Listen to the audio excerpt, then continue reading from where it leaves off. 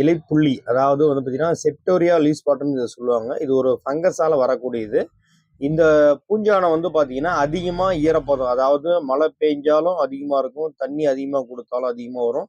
Plus வந்து இந்த வானம் வந்து பார்த்தீங்கன்னா மேகமூட்டத்தோட ஒரு மாதிரி அப்படியே மூடிட்டே இருக்கு, மழை வர மாதிரியே இருக்கு, வெயில் அடிக்கின்ற மாதிரி இருந்தாலும் இது வரும். ஒரு முறை இந்த தோட்டத்தில் இது வந்துச்சு அப்படின்னா மீண்டும் மீண்டும் வந்து கண்டினியூ ஆகிட்டே இருக்கும்.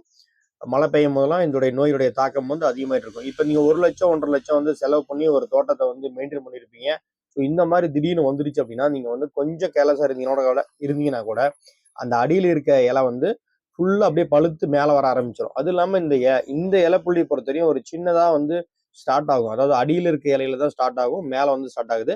அந்த அடிக்கு அப்புறமா தான் என்ன ஒன்று கேட்டிங்கன்னா அதுலேருந்து மேலே மேலே மேலே மேலே வர ஆரம்பிச்சிடும். விவசாயி பெரும்பாலும் இந்த மேலே இருக்க இலையை மட்டும் தான் பார்த்துக்கிட்டு நோய் எதில் அப்படின்னு நினச்சிட்டு இருக்காங்க. ஆனால் இது உள்ள வந்து பார்க்கறது இல்லை. ஏன்னா இந்த நோயை பொறுத்தவரையும் அடியிலேருந்து தான் ஸ்டார்ட் ஆகும்.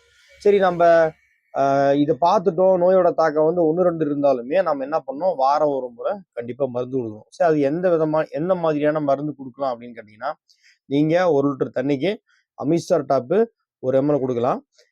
கேப்டான் ப்ளஸ் எக்ஸகோனசோல் வந்து பார்த்தீங்கன்னா 2 கிராம் கொடுக்கலாம். அதோட வந்து பார்த்தீங்கன்னா ஜினப் வந்து பார்த்தீங்கன்னா 2 கிராம் கொடுக்கலாம். இந்த காம்பினேஷன்லாம் இருக்கும். அதோட சிஓசி டிபகோனசோல் சல்பர் இது வந்து பார்த்தீங்கன்னா 1 ஏக்கருக்கு 1 கிலோ கொடுக்கலாம். சிஓசி வந்து 1/2 கிலோ கொடுக்கலாம். இது 200 லிட்டர் தண்ணியில் கொடுக்கணும். ஈரம் அதிகமாக இருந்தால் கொஞ்சம் வந்து டைம் எடுத்து கொடுங்க. பூ இருக்கும்போது இந்த மருந்து அடிக்கக்கூடாது. நைட்ரஜன் உரத்தை வந்து தவிர்த்துருங்க. பாஸ்பரஸ் பொட்டாஸ் இருக்கிற உரங்களை கொடுங்க. இந்த தகவலை வந்து